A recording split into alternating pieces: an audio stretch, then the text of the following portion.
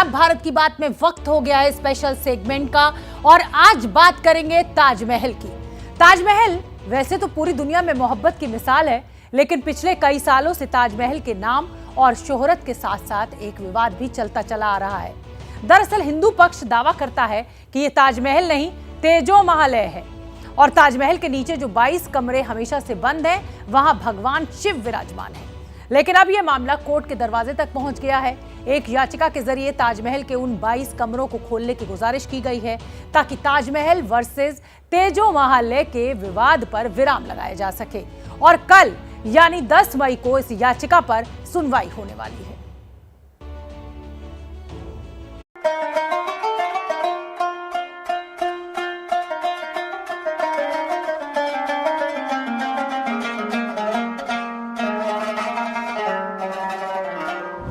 लड्डू बांटने आए थे, आज का दायर की गई है और हमारे हिंदू भाई संगठन के लोग जेल भी गए हैं। ताजमहल नहीं है, वो तेजो महालय है और शिव मंदिर है। तमाम हिंदू धर्मगुरु भी कह चुके हैं कि वहाँ पे मंदिर है और ऐसे कुछ फाइंडिंग रिपोर्ट्स भी हमारे पास थी। जिन किताबों के अध्ययन किया मैंने, उनसे भी पता चला है कि वहाँ पे मूर्तियाँ हो सकती हैं। और आप सबसे टॉप पे देखेंगे तो वहाँ पे कलश दिखता है। सबसे ऊपर जो चांद है, चांद के ऊपर कलश रखा है और मुझे लगता है कलश में इस्लाम का कोई रोल नहीं है।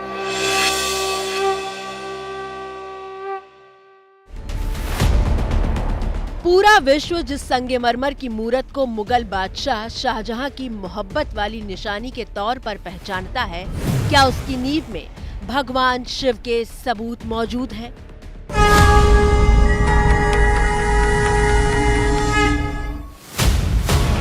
ये वो ताजमहल है जिसे शाहजहां ने अपनी बेगम मुमताज के लिए बनवाया था, या फिर ये तेजो महालय है जिसका मतलब शिव मंदिर है?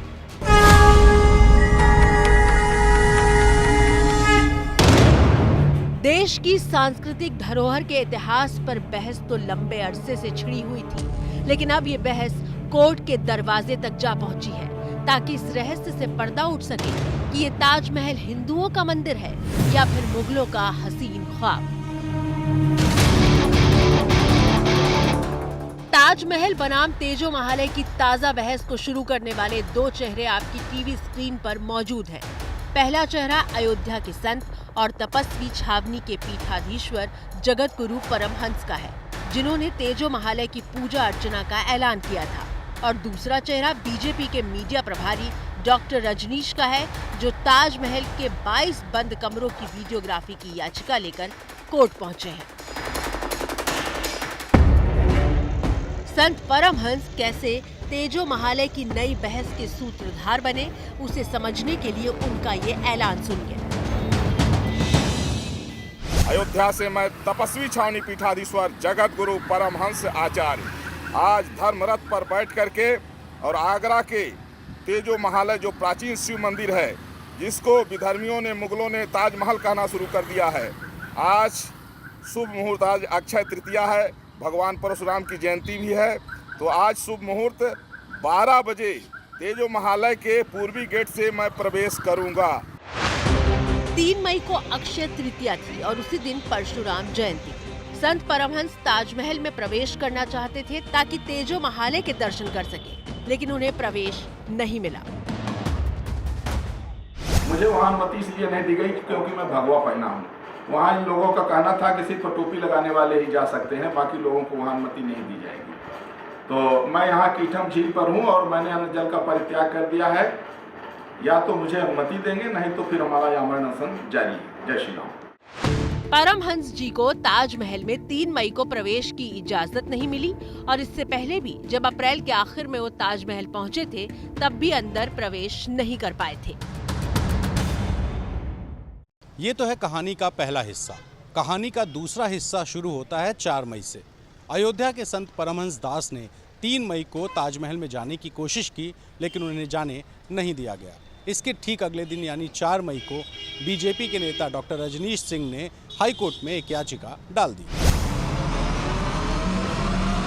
याचिका मैंने लगाई है जो ताजमहल के अंदर 22 कमरे बंद हैं। इसको मुझको आरटीआई के माध्यम से पता चला कि वहाँ पे 22 कमरे बंद हैं जो सुरक्षा कारणों से बंद हैं और उन्हीं 22 कमरों की वजह से देश के अंदर तमाम हिंदू संगठन, तमाम मुस्लिम संगठन तरह तरह की भ्रांतियाँ फैला रहे हैं, अपने दावे करते हैं कोई कहता है कि शिव मंदिर है, कोई कहता है कि मस्जिद है, कोई कहता है मकबरा है।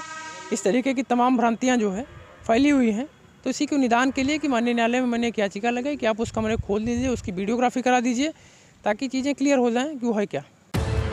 जैसे ही तेजो महालय बनाम ताजमहल से जुड़ी याचिका कोर्ट तक पहुंची, हिंदू संगठनों के बीच जश्न शुरू हो गया। ताजमहल परिसर के बाहर ही मिठाई बांटी जाने लगी।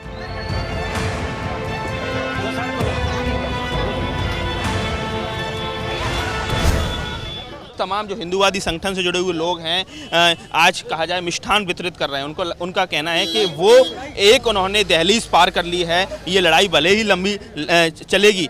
देखिए, जैसे कि हम लोगों की लड़ाई शुरू से रही है तेजो महालय की, और तेजो महालय की एक याचिका जो दायर की गई है, कहीं ना कहीं कोर्ट के माध्यम से हमारा एक पहला कदम था। जो जीत थी वो हमने जीत की नींव रख दी गई है। अब सवाल यह है कि क्या दुनिया के 7वें अजूबे के तौर पर ताजमहल की नींव में वाकई कोई गहरा राज छिपा है? अपनी खूबसूरती और कारीगरी से विश्व को हैरान कर देने वाला ये ताजमहल क्या अपने सीने में 400 साल पुराना कोई राज समेटे हुए है? क्या ताजमहल के नीचे वाकई 22 कमरे मौजूद हैं जो हमेशा से बंद हैं? तो सबसे पहले इस सवाल का जवाब देते हैं कि ताजमहल के नीचे 22 कमरे हैं या नहीं हैं। इस मामले में याचिका लगाने वाले डॉक्टर रजनीश सिंह की माने तो उन्होंने आरटीआई के जरिए ताजमहल के बारे में जानकारी मांगी थी, जिसमें यह कहा गया कि ताजमहल के नीचे 22 कमरे हैं जिन्हें सुरक्षा कारणों से बंद करके रखा गया है। मैंने फिर लगाया, मैंने वो आरटीआई का हमको संतोषजनक जवाब नहीं मिला, सिर्फ एक लाइनें देते रहे सुरक्षा कारणों से बंद है। मैंने पूछा सुरक्षा कारण क्या है, उसको बताइए। उन्होंने उसको भी बताने से इनकार कर दिया। मैंने कहा किसके आदेश से बंद है, ये बता दीजिए, भारत सरकार की, प्रदेश सरकार की, केंद्र सरकार, मतलब कोई सरकार। तो उन्होंने वो भी बताने से इनकार कर दिया कि बोले आदिकाल से बंद है। मतलब कोई संतोषजनक जवाब नहीं मिला। तो मतलब ये कि ताजमहल के नीचे 22 कमरे मौजूद हैं और कमरों का हवाला कई किताबों से लेकर इतिहासकार तक दे चुके हैं।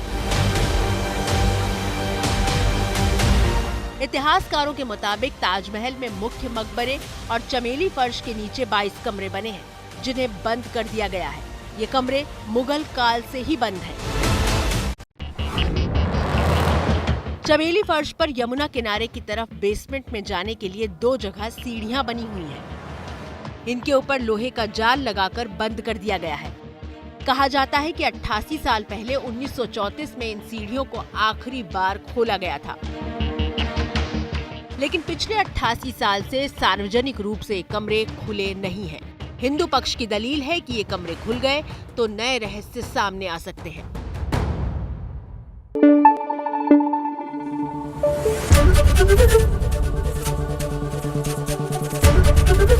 एबीपी न्यूज आपको रखे आगे।